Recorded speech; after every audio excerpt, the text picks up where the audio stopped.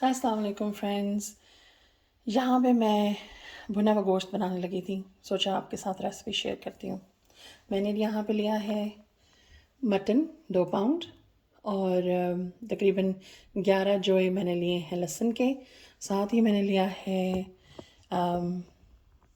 3 अदद प्याज और जो मसाला ब्लेंड है वो मैं आपको पहले बता देती हूँ। यहाँ पे हमारे पास है 1.5 चम्मच सॉल्ट, 1 चम्मच लाल मिर्च पाउडर, हाफ टी स्पून हल्दी, 1 चम्मच ज़ीरा, 1/4 चम्मच सूखा धनिया पाउडर और 3 लौंग ली हैं, 1 अदद दालचीनी है जैसा कि आपको नज़र आ रही है, और 1 ही बड़ी इलायची है। साथ में हमने टमाटर लिए हैं, तकरीबन आप कह लें कि अगर ये बड़ा है तो 1.5 ले लें, छोटे हैं तो 2 से 3 ले लें। और साथ में अदरक है, वही 1 इंच का आप अदरक ले लें चॉप्ड, और 2 हमने लिए हैं ग्रीन चिलीज़ चॉप्ड। तो अगला मैं आपको स्टेप बताती हूँ साथ साथ। सबसे पहले हम लोग यहाँ पे डालेंगे नमक, और जो सारा हमारा स्पाइसेस ब्लेंड था वो डाल देंगे। फिर हम डालेंगे इसमें प्याज। ये देखिए हमने बहुत फाइन भी चॉप नहीं किए, लेकिन अच्छे से चॉप हुए हैं। और इसके साथ ही हम लोग डाल देंगे इसमें तकरीबन 1 कप ऑयल। फ्रेंड्स, ये बहुत आसान है, ये जैसे डंप एंड गो रेसिपीज़ होती हैं, ये उस तरह की रेसिपी है।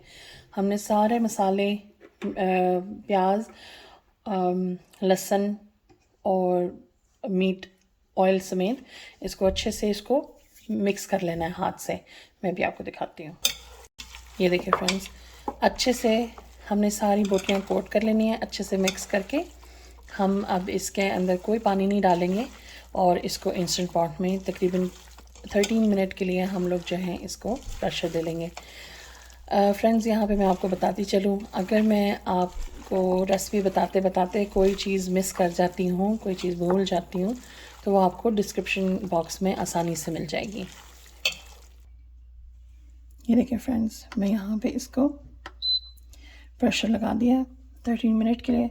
अब इंशाल्लाह जैसे ये प्रेशर से आउट होगा फिर मैं आपको दिखाती हूँ नेक्स्ट स्टेप। ये देखिए फ्रेंड्स, इसका मैंने प्रेशर खोला है तो ये इसकी ये लुक आ रही है। अब मैं इसका सॉटे मोड ऑन करती हूँ और इसको भून लेती हूँ। ये देखिए फ्रेंड्स, जितना भी इसके अंदर पानी था वो हमने भून के उसको इवेपोरेट कर लिया।